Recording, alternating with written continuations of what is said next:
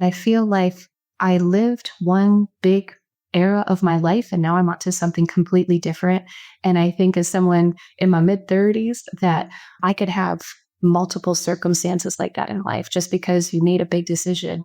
Now doesn't mean you're married to it, that you could make a big life change. And within a full year, I'm in a very different place and it feels awesome. I love that. I love that reminder that we can reinvent ourselves in such a short amount of time in the grand scheme of things. Always a great feeling to know that is possible. It's just one part of an inspirational and actionable conversation with today's guest, Heidi Niklaus, a former education administrator who ditched her comfortable life in New Jersey to embark on a solo trip, which was the catalyst to a life of travel, which she is currently living. And it also led her to discover her passion for fitness. Travel has a knack for that, in my experience, helping to reveal passions. Anyway, in this episode, you're going to get Heidi's ultimate fitness bucket list, amazing adventures to seek out for a variety of fitness levels, including a mix of different activities and places where you can experience unforgettable natural phenomena, for example. You're also going to get practical strategies for maintaining fitness routines while traveling, trying to find that balance between indulgence and wellness, always tricky, and how combining your passions with travel can create those transformative experiences out on the road and, frankly, when you come home. So if that weren't enough, I'm also going to share with you, this is unbelievable. I recently made the ultimate travel blunder. I'm talking about the ultimate travel blunder. So this is going to be sort of a PSA, a public service announcement, so this doesn't happen to you on your next trip. All of that and more happening right now. So buckle up, strap in. Thanks for being here. And welcome to the Zero to Travel podcast, my friend.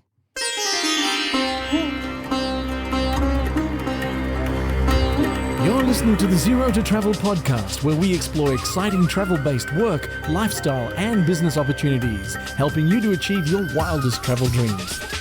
And now your host, world wanderer and travel junkie, Jason Moore.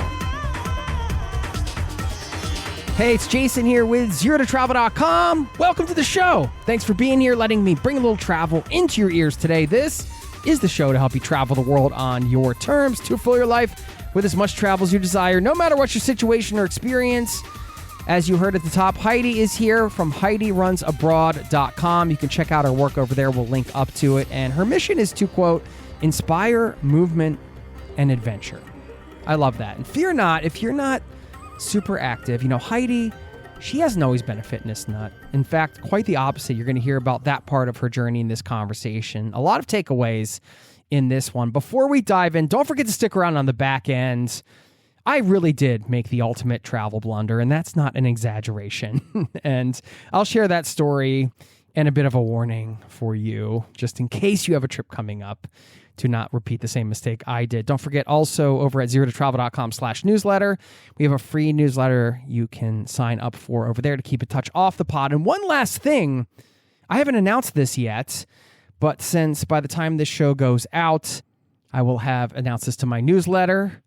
I have a physical product that I made. I've been working on it for over a year. It's called the Being Box Method, and it's a way that you can transform your smartphone habits at home. I was tired of kind of getting on the phone all the time. I wanted to take back my time, fill it with more of what I love. And those days when I was using my phone too much, I just felt like crap. So I created the Being Box Method, and I've been testing it, and we've been getting great results. Anyway, doing a Kickstarter on that coming up soon. I only have about 100 of them in the States right now, and you can reserve one for just $1 at the link in the show notes. But if you're driving and you need a link, it's beingbox.helpinghumansbeing.com, and you can reserve one for just $1 there. Support the project, and in fact, the first group that gets the Being Box Method, I'm going to be working closely with. So we're going to do a bit of a community type of thing. Want to make sure everybody gets good results and takes action. And I think that this is one of those decisions when you decide to cut down your screen time. It's like a domino effect. It just improves every aspect of your life, your sleep, your focus, your productivity, and on and on and on. So hope you check it out. Thanks for listening. And now let's slip and slide into this interview, and I will see you on the other side, my friend. Cheers.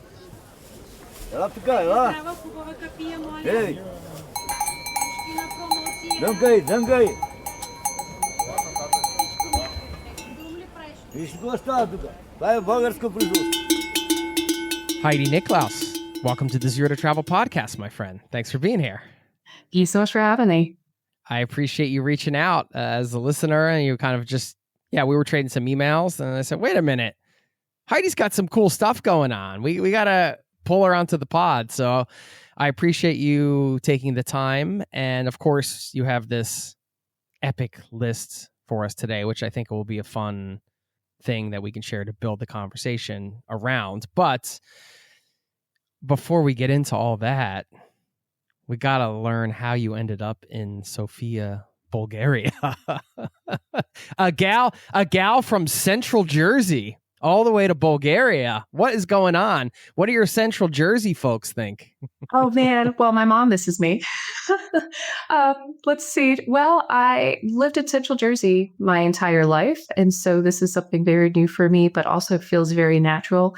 It feels like home, like immediately. So I say the long story short. Yeah.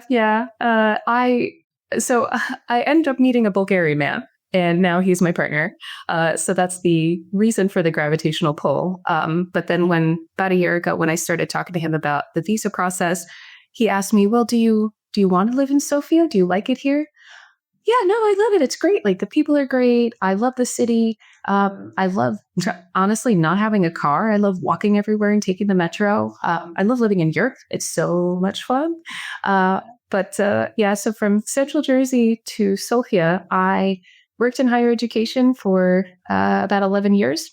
Rutgers University. It's a really very large university in Central Jersey. And are you familiar with Rutgers? Of course. I'm from the Philly area. So yeah, of course. Absolutely.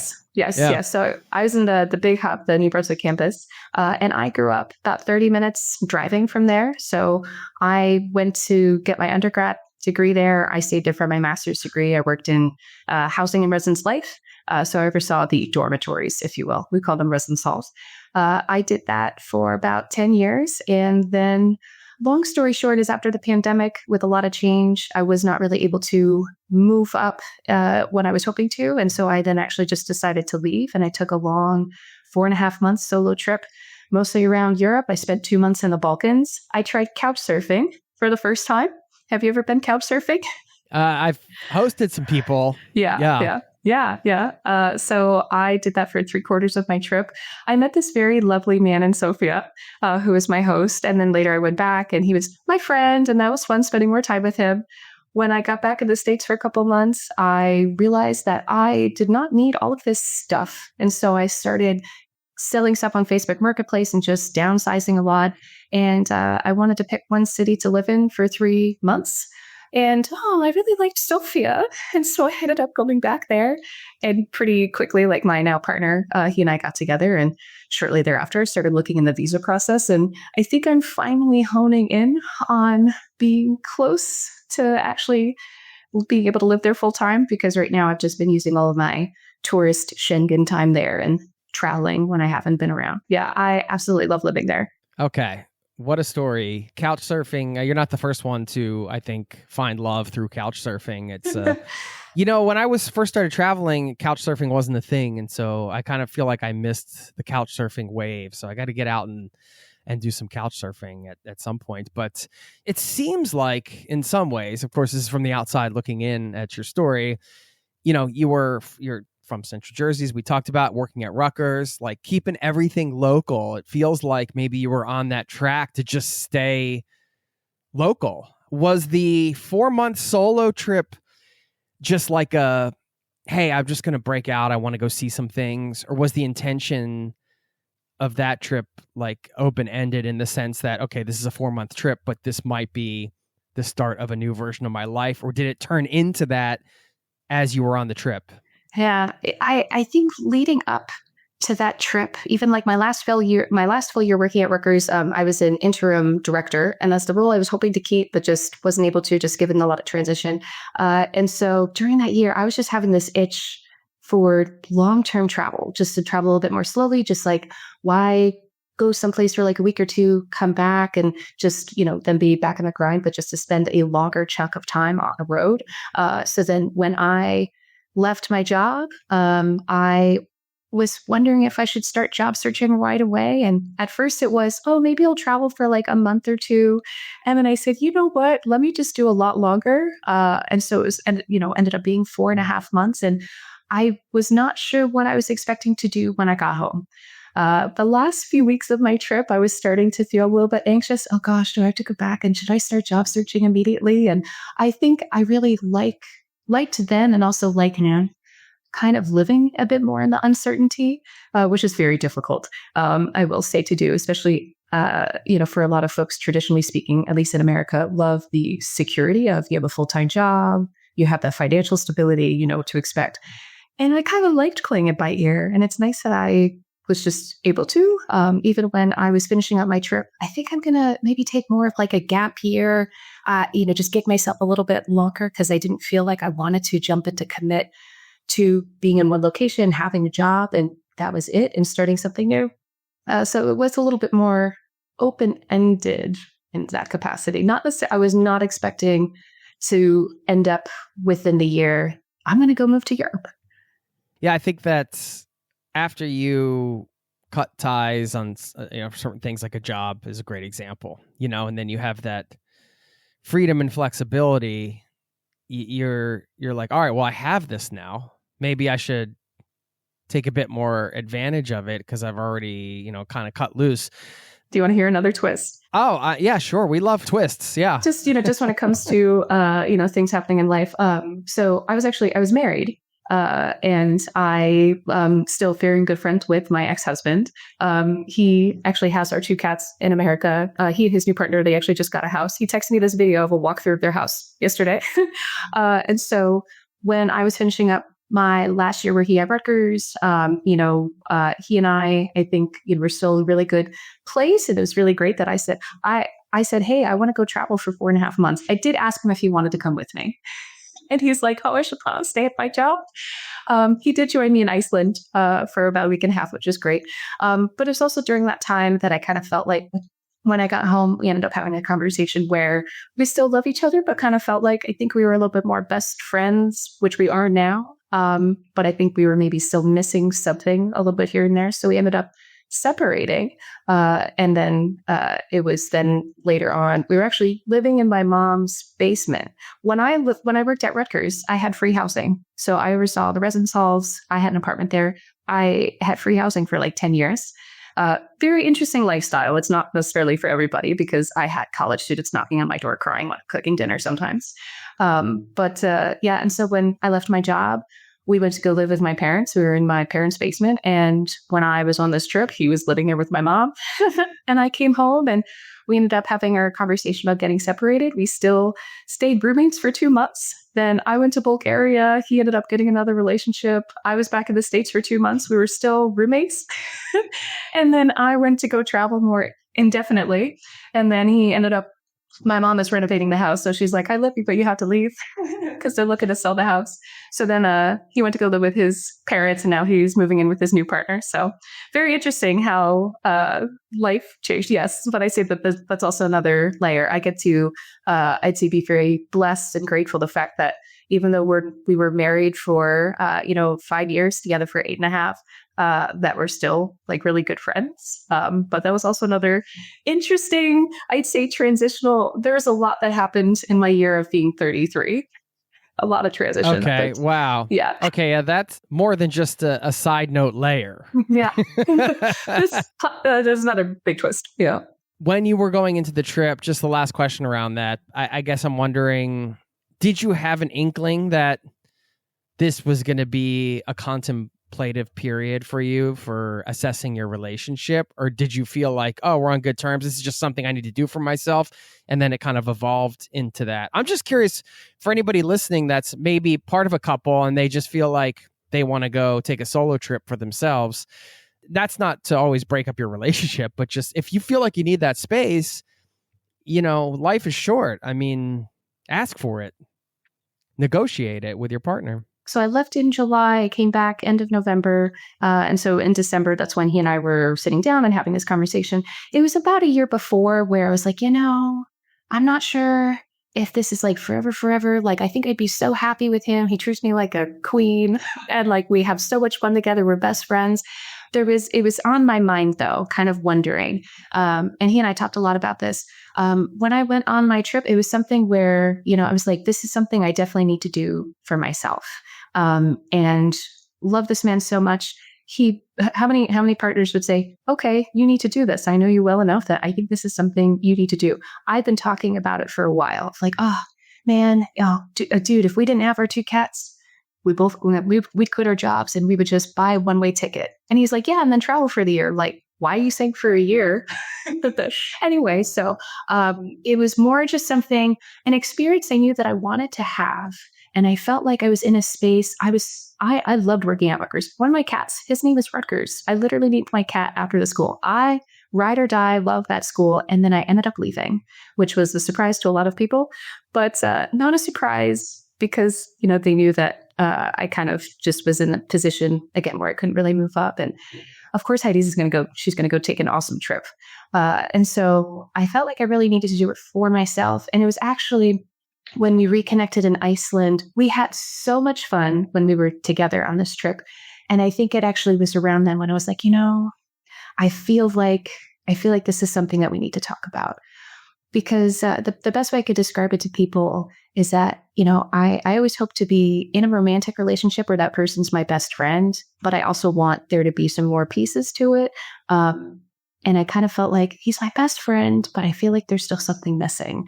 And I think even when he and I were talking about it, he also was kind of feeling similarly. I think the last year, the direct role I was in was very challenging and it was very stressful. But I think we can both look back on it now and I think appreciate that we didn't stay together longer than we needed to because we thought we should. That was another thing is I felt like we could have tried longer in our relationship. We already gone to couples counseling for 6 months previously, and it's helpful. Our therapist was kind of funny in like a strange way. And so I felt like we could have been trying for longer, but then when he and I were talking about it, I'm like, yeah, but do you think we would have tried for too long and it would have reached a point of like bitterness and maybe we wouldn't have what we have now? We worked really hard to be communicating all throughout this post-separation conversation, this transition period. And I think we communicated a lot and really well. Hey, I'm feeling kind of weird about this right now. If we talk about it, yeah, sure. To get to where we are right now, where now we just get to be best friends. It's kind of, my parents are cool with it. I think his parents, maybe I think they still think it's a little bit strange.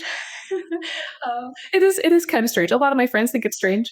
So I'd say with the trip, it was really just, it's coming from a space of, I just knew I need to do it for myself. I wanted to do it and I felt like I could, and I didn't want to miss an opportunity because I felt like I shouldn't be doing something like that now or for these certain restrictions. And I think just to kind of sum up that, I've talked with a couple of my friends about this, that I feel like I lived one big era of my life and now I'm onto something completely different. And I think as someone in my mid-30s that I could have multiple circumstances like that in life just because you made a big decision. Now doesn't mean you're married to it, using it more as a generic verb, but also because it fits the situation, that you can make a big life change. And within a full year, I'm in a very different place and it feels awesome. Yeah.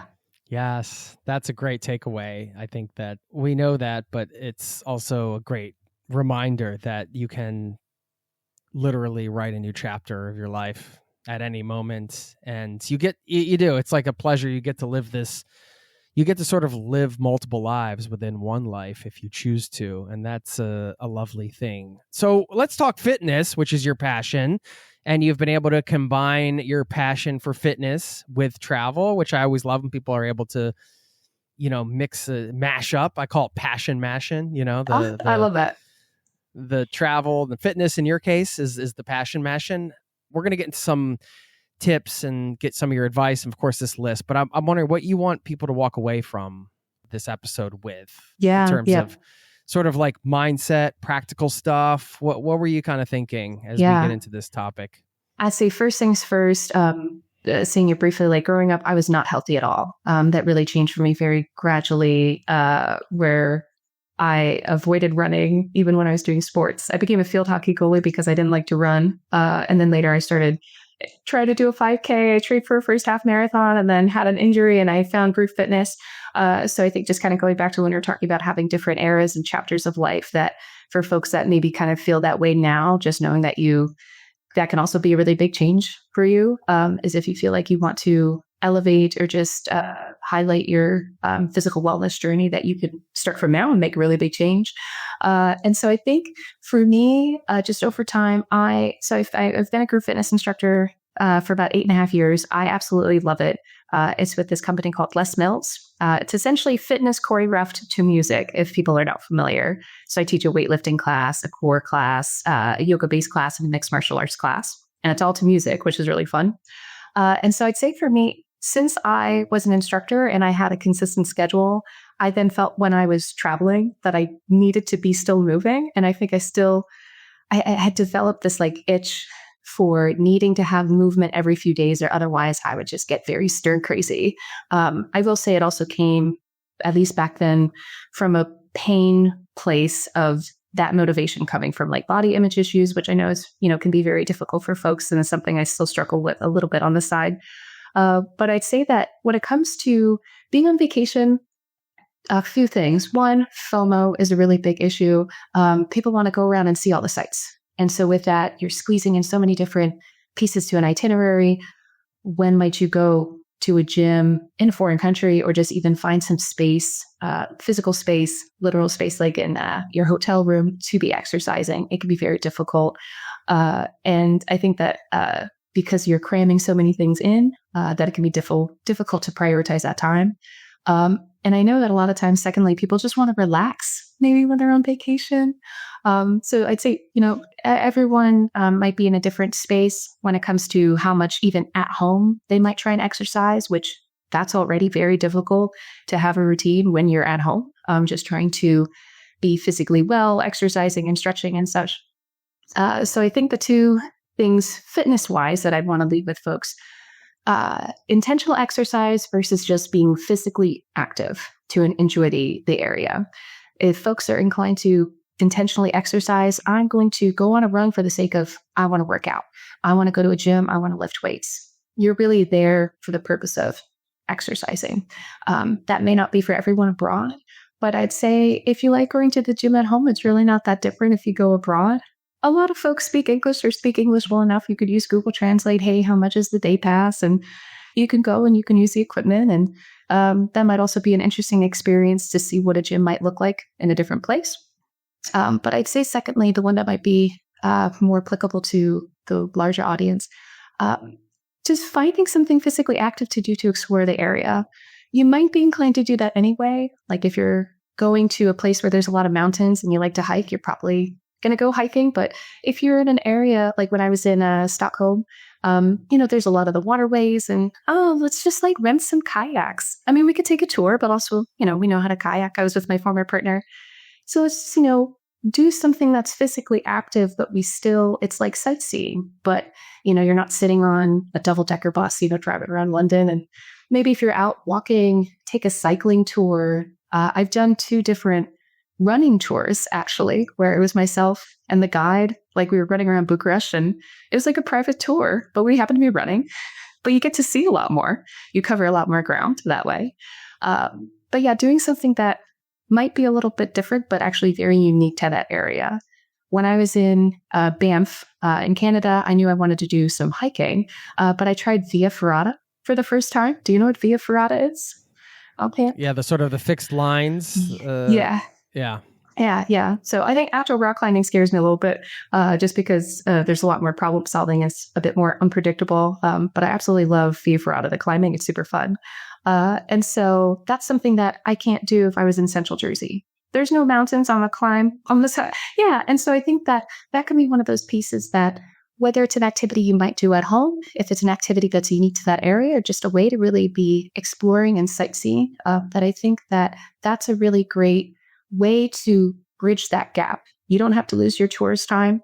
You can be physically active and be moving, but you just get to do it in a different way. And I say, that those 2 things for fitness. And then I say, Nutrition is the other piece that can be really tough. You go to a certain spot and you want to eat all the pasta and the gelato and I'm intrigued and I love sweets. I love sweets so much. I try and have like a sweet like every other day. At this co-working space where I am right now, they have baklava cheesecake and it is awesome. Oh my God, it's so good. Baklava and cheesecake, two of my favorite things. It's very good here. So I'd say that when it comes to nutrition, indulge in moderation and savor the flavor. Because if you, let's say, want to eat a piece of baklava cheesecake, maybe it's a big piece, maybe you cut it in half and you have half today and half tomorrow. So then it's like 2 treats instead of 1. But then if you take your time just to enjoy it, I know that you're, like myself, if you're the kind of person walking by all the different bakeries and you look through the glass window and everything looks good. And maybe I had a pastry for breakfast this morning and, I really want another one. And, there's always going to be things you want to try with food, sites you want to see, and you're just not going to be able to see them all. So I think part of that is learning how to, as you're an adult throughout life, just curb that FOMO. But not saying no, but not saying yes to everything. But just it's indulging, but keep a lid on it a little. That could be a great balance to find, because that's also really hard when you're abroad. Besides fitness and exercise, is the nutrition's probably like the bigger piece.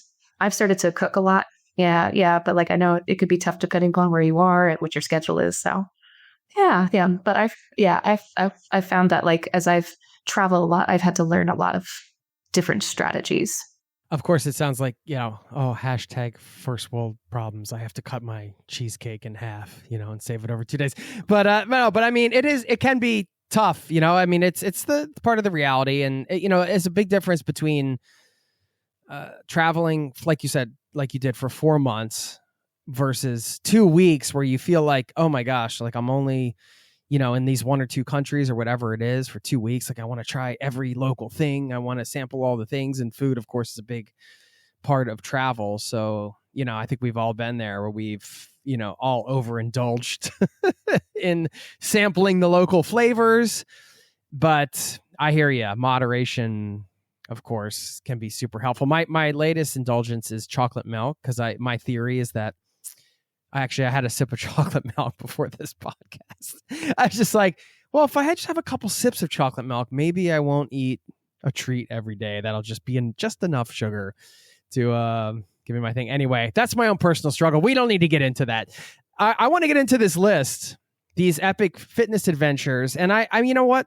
This is for beginners to seasoned athletes, but also I feel like, we could call this fitness adventures, but we could also, I think, just as easily say, active travel, if you will, depending on what term feels more comfortable to you. Because I feel like, well, this is another question that I have. We can answer it on the back end of the list if you'd like. But, when you're using terms like I saw you use the term on your website, runcation.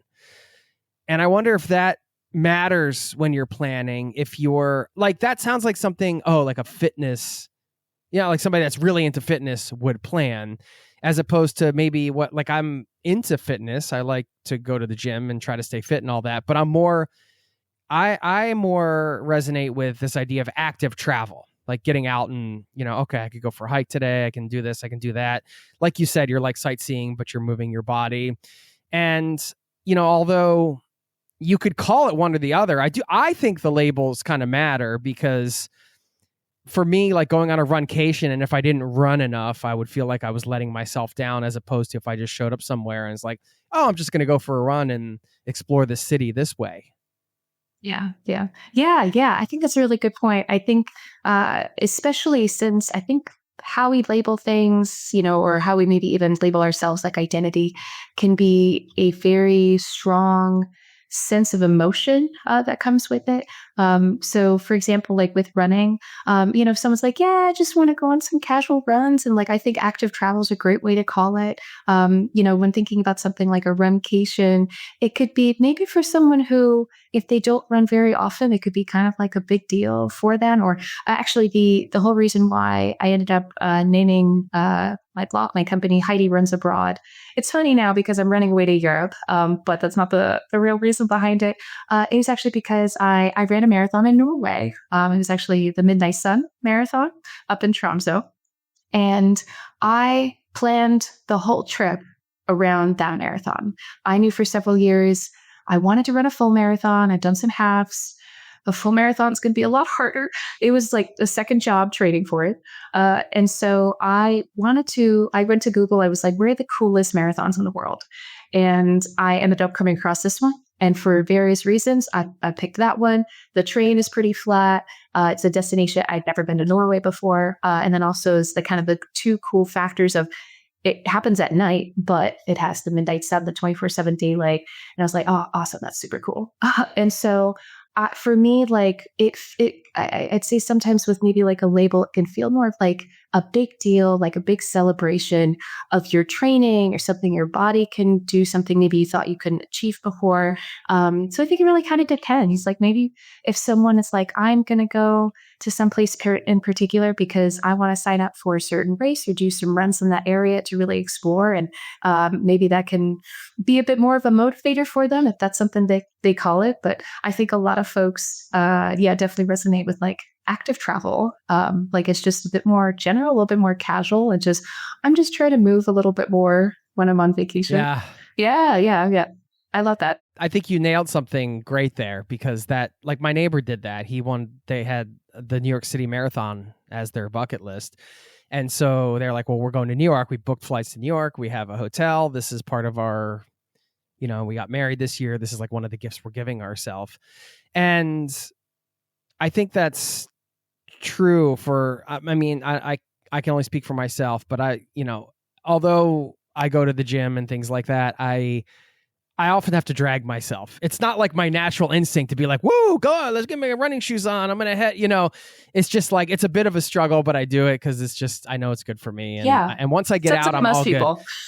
Yeah. But this idea of, if you have a bigger goal and you're like, oh, I'd love to do that, but it's just, I'm not, I need the extra motivation. Combining it with travel with this audience and saying like you did, like, I'm going to run a marathon under the midnight sun in Norway. Like that's freaking epic, And then so, you're excited, you're motivated, and you have all this accountability built in because you're booking this trip and spending all this money to go.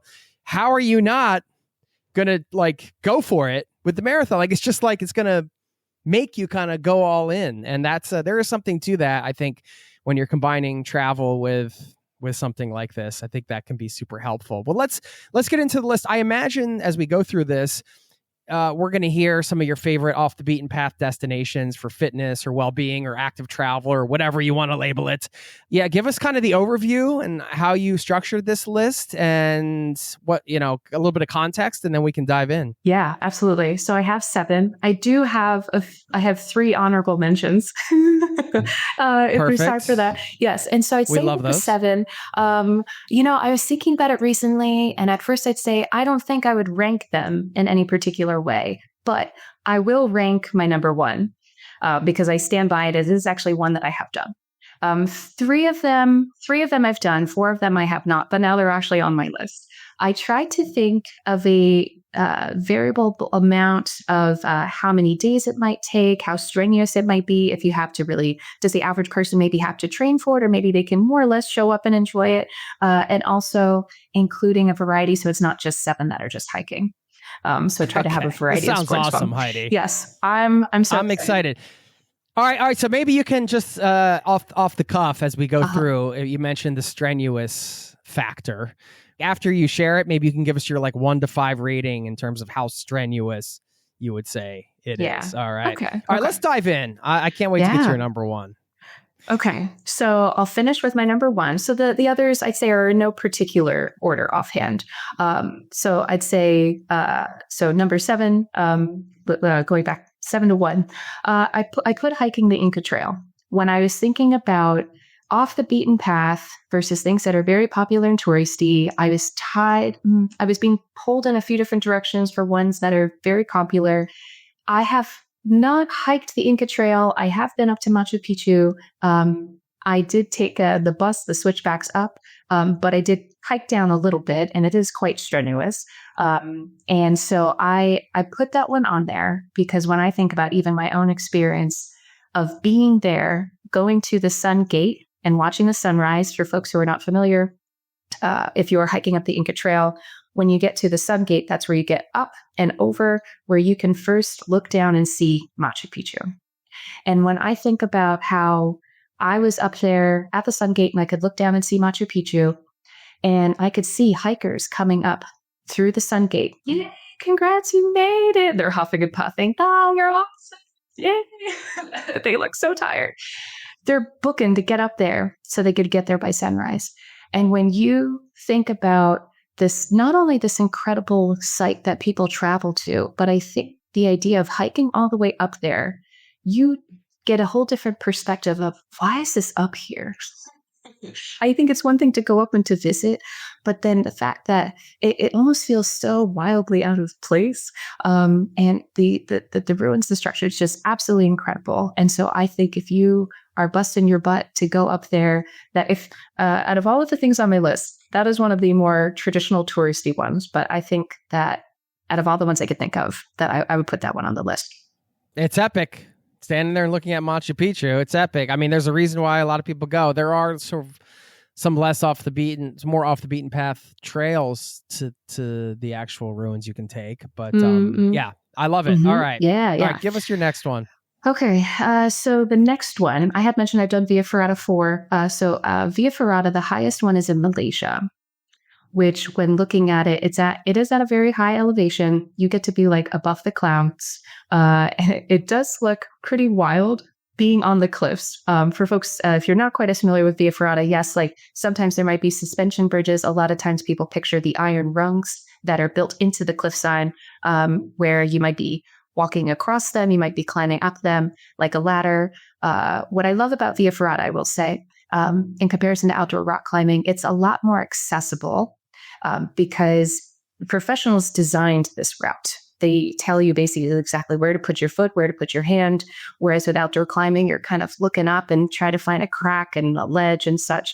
And so you still get these insane views from the cliffside of a mountain. For this one, I was looking at some of the photos. You get to look down into the rainforest that's also below.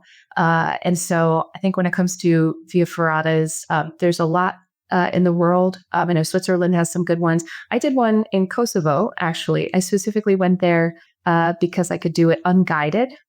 So I just had a harness. I was by myself. That's another thing, is that you don't necessarily...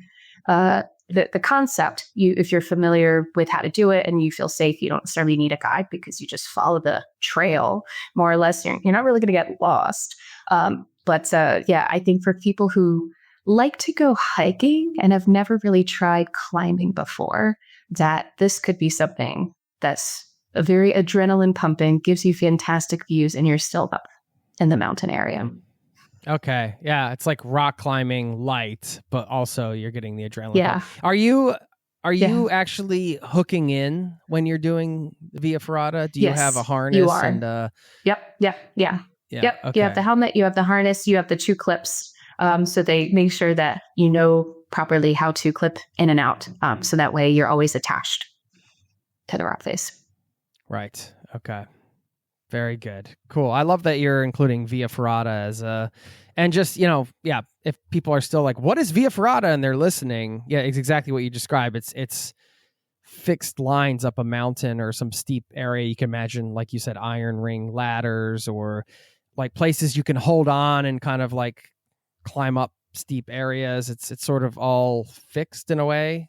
So it's the best way to, I don't know if that's the best way to describe it, but hopefully you're getting the visual picture. Yeah.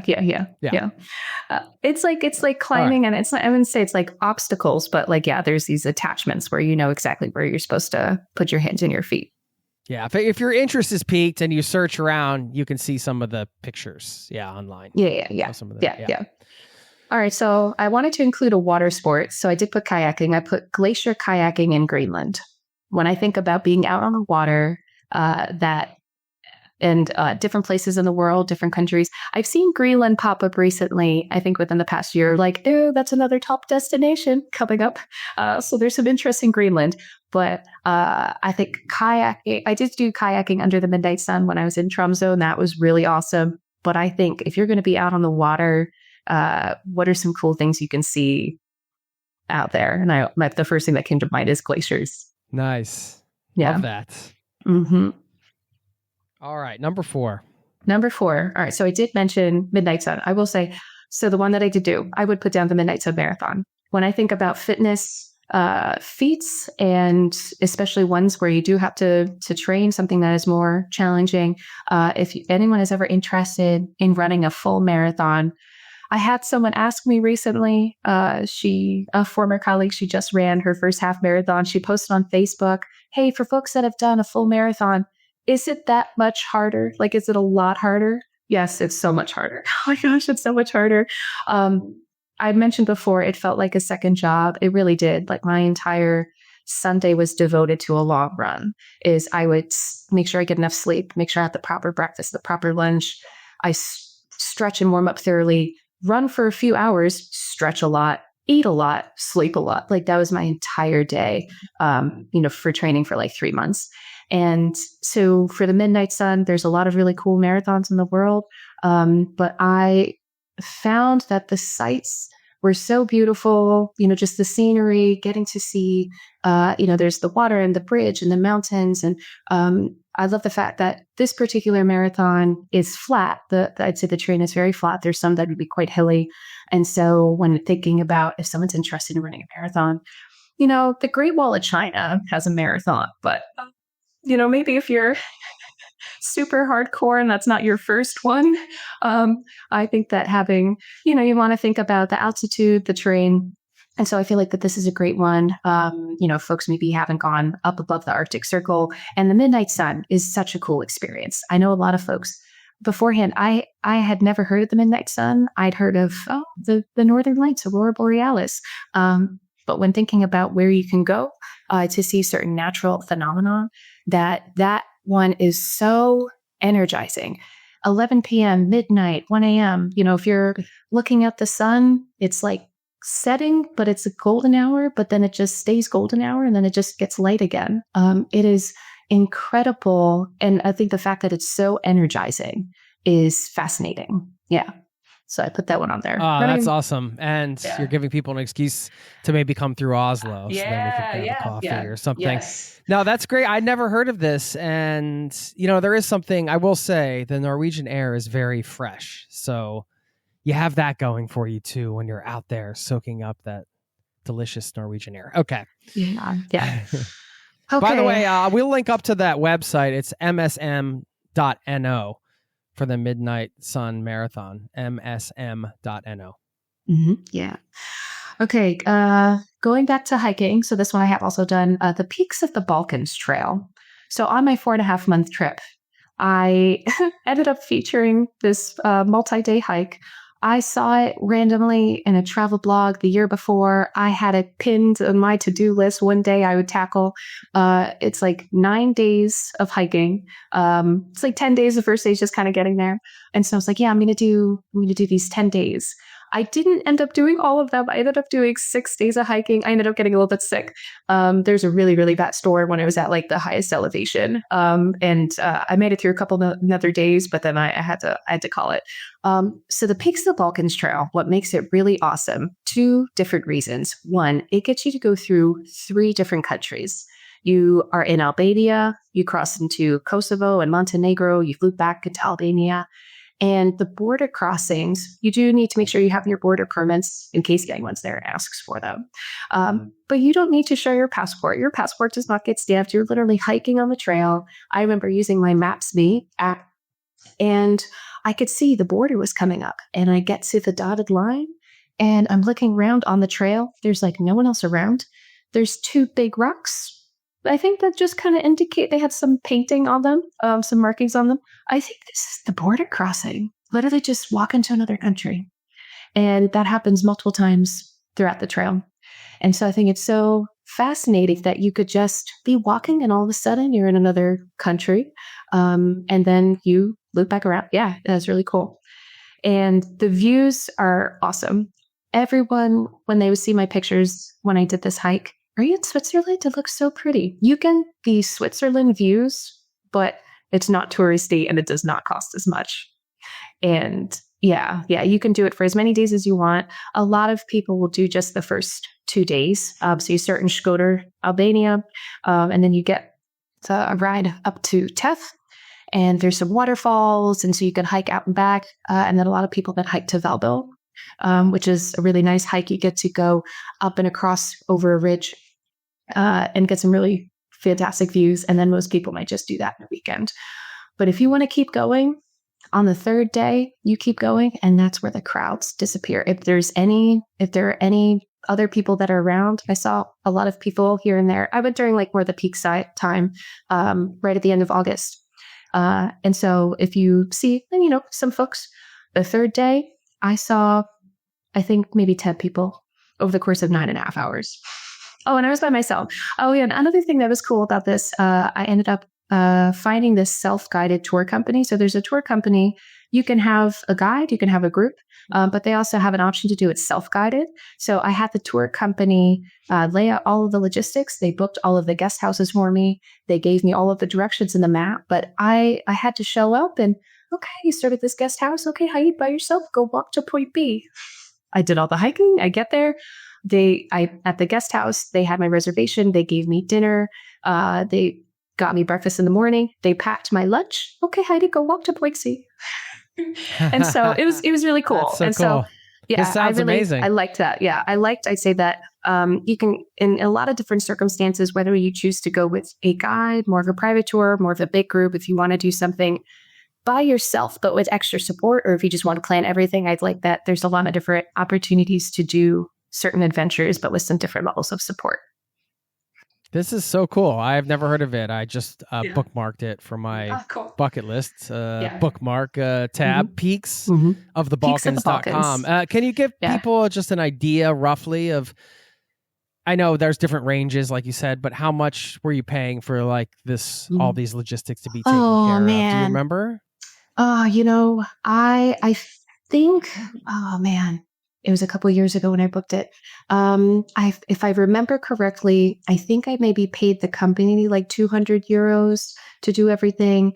I know the guest houses, so I paid some money up front, but then I also showed up and I paid cash in person. I think for each guest house, maybe it was about 25, 30 euros, I think, roughly. And that was to stay there. And it was all 3 meals. It was the dinner, the breakfast, and the packed lunch. I felt like it was very affordable. This is also when I was like, I quit my job and I should be paying attention to money. Where someone did this. Yeah. I love doing that one. Yeah, love it. These are great recommendations. All right, we got 2 left. 2 left. Creeping up on your number 1. Yes. So the next one, Son Doong Cave. So there is the largest cave in Vietnam. So as of right now, this is cited to be the largest cave in the world. It's located in Vietnam. It's in between Hoi An and Hanoi. So Vietnam is very long. So I'm not sure if it's technically in the northern part or maybe at the upper edge of the central part of Vietnam, but it's kind of right around that threshold. And so I came across, I was in Vietnam recently. I did not end up doing it, mostly just because you have to go with a tour company. I think there might only be one tour company that will do the tours there. And it is 6 days, 5 nights. And so it is a long expedition. I happened to come across a video a few days ago. It popped up for me. It was a very well done video. I'll have to see if I can find it and send it to you, where it was showing all of the different views, explaining the experience. If I recall correctly, you have to hike like a full day just to get to the cave before this cave. And so it just even trekking out there, I think it's multiple days when you're inside this cave. And what is so fascinating about it is when you get inside the largest cave, just the ecosystem that it has. It is otherworldly. Like when watching this video, I'm like, it looks like there could be dinosaurs. Maybe they'd film a movie here, there'd be dinosaurs. Like there's a rainforest inside. There's apparently monkeys inside this rainforest, inside this cave.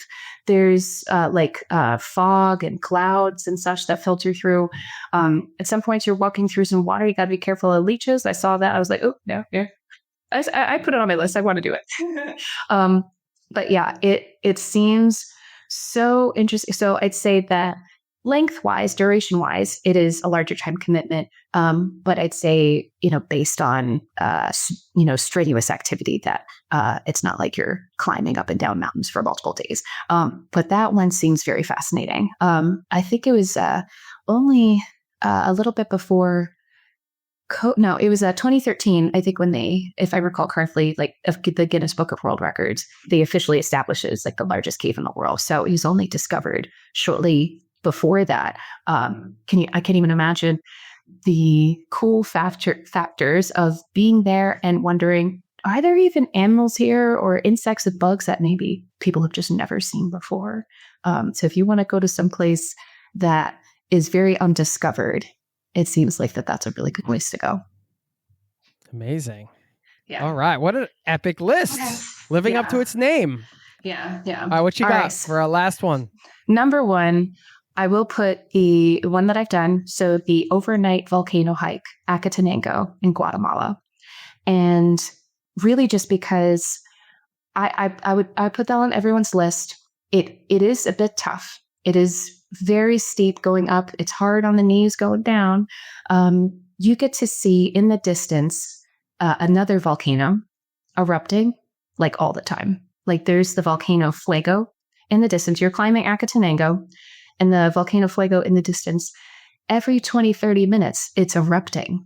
So you get to see smoke coming from this volcano. You're climbing and you look in the distance. And especially when you get up to base camp, so you'd want to do it with a tour. You get up to base camp and you just have views of this volcano that is erupting in the distance. At night, you see the lava. You can also, some tours will have you climb down Acatenango, start to go up onto part of Fuego, still at a safe distance. You can technically be on that volcano. You get a little bit closer. It's an extra like 4 or 5 hours of hiking, which is very difficult. And it is really, really cool. Let alone then you wake up at 4 a.m., you hike to the top of Acatenango for the summit, and you're up there for sunrise. And again, you still see this volcano erupting in the distance. And so reason why I put that as number one is I think out of all of the different, I'd say natural things happening on Earth, a volcano erupting, very dangerous, but the fact that you can, it's basically like guaranteed that you're going to be seeing this happening. It's constant, literally. It's sincerely like every like half an hour it's erupting. And the fact that you could do so at a safe distance, otherwise they wouldn't have groups going up. They're always monitoring the volcanoes. And being up there for sunrise is one of the best sunrises I have ever experienced. You just get to sit there and it's this mixture of, you feel this peace and calm, this serenity, I'd say, being up there, just watching a sunrise, being at a high elevation above the clouds. And then off in the distance, you just see this and you're like, when am I ever going to see something like this again in my life? Yeah. Yeah. So that one I'd recommend for everybody. I mean, anything that makes you say, when am I ever going to see this again in my life? I can understand why you put it up there. Yeah. Something magical about being around volcanoes too. I mean, witnessing, of course, it's awe-inspiring, the power, and also watching like Earth literally being created right before your eyes. It's wild. I would say, all right, that we can wrap it up or whatever. I don't want to steal too much of your time, but you said you had 3 honorable mentions. I did. I know. I don't want to miss out on some more travel recommendations for people. Do you want to give them to us in a quick hit list? Yes, quick hits. I put Great Wall of China. When I think about places I have yet to go, I know there's a lot of, fantastic things, like even in China. But when I was just skimming through different photos, what I like about this one, adding it into the list, again, for variety and accessibility, it is a lot of stairs. And, there's walking. So, but, when thinking about you can do it at your own pace, you can still get like the great views. I think there's something really fascinating. I feel like I keep using that word. There's something awesome about being in the middle of, this environment, all the greenery and such around it, and you just have this monumental structure, and how much it took to create that. So I put Great Wall of China on there. Scuba diving in Honduras. When I've done some research, I know Australia got the Great Barrier Reef, And when I was, at one point, I was looking into if I'd want to get scuba diving certified, which I realized last summer I tried it and I'm terrified. And it's okay. I don't need to do that ever in my life. So this one, I don't think I'm ever going to actually do. But in Honduras, they, from what I was looking up on my research, that they have the second best barrier reef in the world. And so if you, I think, stay in the touristy areas, that you'll be in a good place. And, oh man, I am biased. I'm going to list something from Bulgaria. So the Conchado Ridge hike. So in Bulgaria, if you go to Vihrin Peak, which is a very high peak in Bulgaria, my partner and I did this. Specifically, I would recommend doing it at night. We did this on accident. We did not mean to get such a late start. There was a road closure. We were delayed. And so we hiked up to this high peak. We were there for sunset. Different peak. We had to then climb down. There's like some chains. Maybe you don't need them, but you had to hike down, hike up again, and then you go across this ridge. There's a shelter there. I think in the Balkans, it's like the best shelter where they have that for hikers. It's just a place to crash. And so we knew we were going to get there, and he had his headlamp. I had lost mine in Serbia. I was using my flashlight on my phone. And it's dark by the time we're going across this ridge, where at some point I'm looking out, there's just this chain I see. And there's this narrow stretch that goes out into the darkness. And I'm like, what is this? And like, we start going through it and I'm like, how long does this go? And I actually, he sent me a video several weeks later of a drone going over this ridge in the daylight. I watched this video. That's what we did. It looked scarier in the daylight. We had fantastic weather. The moonlight was great. There were no clouds, no wind. It was awesome. But while we were doing it, I said, I think this is one of the craziest things I've ever done. Is this dangerous? I'm like, is this dangerous? Yeah, so I'd say the Conchado Ridge in Bulgaria, but specifically doing it at nights, I thought was really epic. Nice. Yeah, nighttime with a good moon type of hike thing is always a nice thing. If you're asking, is this dangerous? It probably is dangerous. You generally speaking. Yes. I really want to do it. I said that we need to go do this in the daylight because I'm curious if it's scarier in the daytime. No, we should explore many other things. He doesn't like going back and repeating things. Yeah, but I really want to go do it in the daylight. But that was very cool. And very personally, like I felt very safe when doing it. I felt like, it is kind of, I think they call it like if you're hiking, it's kind of like a knife's edge or something like that, but like a ridge. It is very steep. You want to make sure you're very careful. But I felt like with the chain there, I felt very safe the entire time doing it. It was very crazy cool. So this is inspiration for people.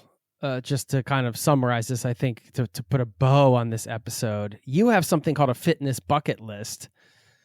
And I think if that's something people want to build for themselves and listening, whether it's like an active travel bucket list, or again, back to the labels, whatever you want to call it, I always encourage people when they're travel planning, especially for younger people, like you don't have your young body forever. So when you're prioritizing your bucket list, your live list, somebody that came on once was they have a live list. They don't like the bucket list. Whether you like that term or you hate it, you're trying to figure out where you're going to go. It doesn't matter. What does matter is how you prioritize it. And I always encourage people to prioritize these types of adventures because they only get harder as you get older. And, I'm glad that I got to hike Machu Picchu I don't remember what it was. Must have been in my 20s.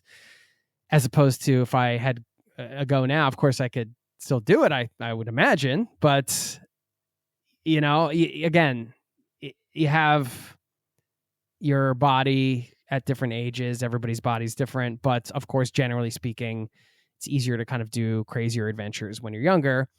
So prioritize those and make your own fitness or active travel bucket list. And I think that can be a good sort of call to action for people coming out of this. Has having the fitness bucket list helped you sort of organize and prioritize your travel planning? Yeah. Even just recently, actually, I've been needing a new one to have in the near future. So this was actually very helpful exercise and activity for me to do to make the list. The last one was when I was over the summer when I went to Kosovo. I wanted to do a Via Ferrata unguided, and specifically not a beginner's level. There are some different levels, and so I was doing a moderate one. They have a difficult one there. The moderate one was plenty. Which was really neat. I definitely feel like right now, since I've been traveling to just kind of get out of the Schengen zone, I have mostly been traveling more or less because I kind of need to. So I'm really excited for when I have my home base fully established, living full time in Sofia, where then when I'm looking at, okay, all right, where do I want to go? When do I want to go? Planning something for the sake of I'm going to go out and do something very specific, for me right now, that I'm looking forward to, which is going to be like the next one from the list I'm going to pull and do. Nice.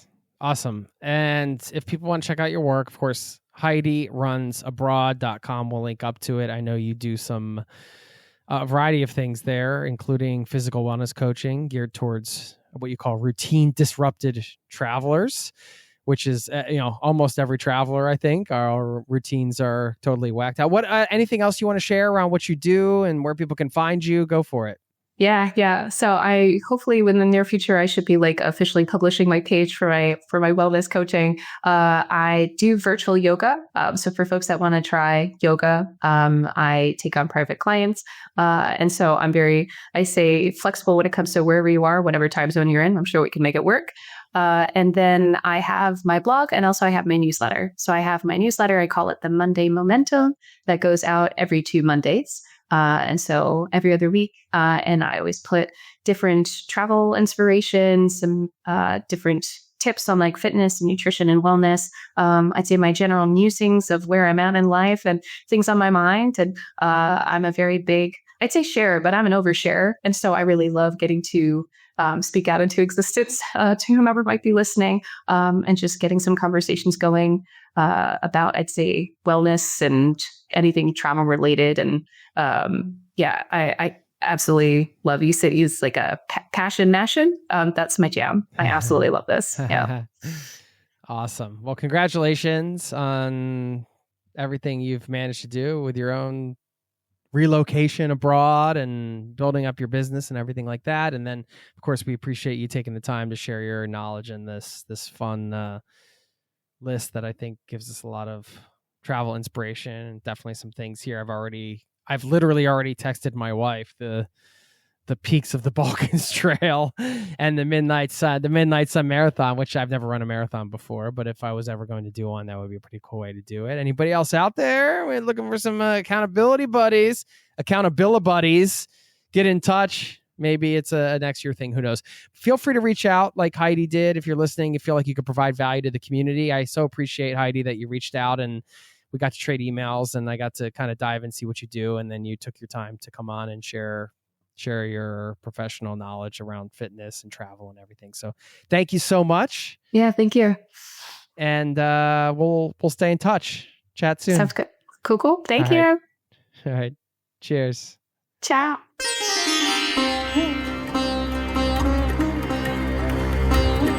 There you have it.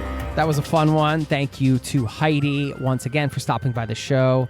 HeidiRunsAbroad.com is the website. Before I let you go, a couple things. I did promise to share my ultimate travel blunder that I made recently, and this is truly a PSA for you in case you make this mistake. I can't believe I made this mistake, actually. I was in shock when I realized I had made this mistake.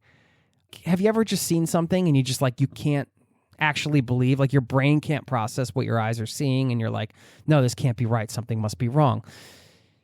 I always say this too to my kids when I'm trying to teach them about, little travel tricks or things I've learned over the years. I always say, you know what? It almost doesn't matter. Yeah, you could forget your suitcase. You could forget, your warm jacket. You could forget almost everything. But one thing you need to get to another country is your passport. You need a valid passport. Well, guess what I did? I took this trip to Poland with my daughter. I didn't pay attention to the expiration date on her passport. And the day before when I went to check in, I saw that her passport had expired and I couldn't believe it. I was so upset. I was distraught. I was in shock. This is the ultimate travel blunder. It truly is. You can forget almost everything else besides a valid passport. So luckily, my saving grace was that my kids have 2 passports because I'm a Norwegian citizen. I live in Norway. They're Norwegian, but they also have a U.S. passport. And so thankfully, we went to the airport early. Turns out, by the way, that there is a police station at the airport for just this scenario if you need an emergency passport. And I'm not sure if that's true at every airport, but just a travel tip for you if you end up in this situation. I hope you don't. You might want to check and see if there's a police station at your airport where you can get a temporary passport for your trip. This must happen all the time. And, they charge you a pretty penny for it, but you can get one. So that was my backup plan. But thankfully, they allowed her to travel on the U.S. passport, no problem. But I still couldn't believe it. And this just demonstrates I never thought of myself as a quote unquote travel expert. I'm just a guy who started a podcast, who traveled a lot, who loves travel and wanted to talk to other people who love travel and had some things to share with this community and share stories and share advice and share perspectives. This just goes to show, you could work in an industry your whole life and still make mistakes. I mean, I've been traveling for so long, so many years out on the road, nomadic for a decade plus. I've made all the travel mistakes. And guess what? I'm still making them. So you're going to make mistakes in anything that you do. You got to forgive yourself and move on, which was really tough for me on this one, actually. Not because of my ego or because I thought, well, I work in travel. I mean, there was a little bit of that. Like, how did I miss this? This is the ultimate travel blunder. But I just didn't want to disappoint my daughter. I was like, if I can't go on this trip, we've been talking about this. It was a trip I was taking with just me and her. We were going to spend all this time together. I had it blocked out.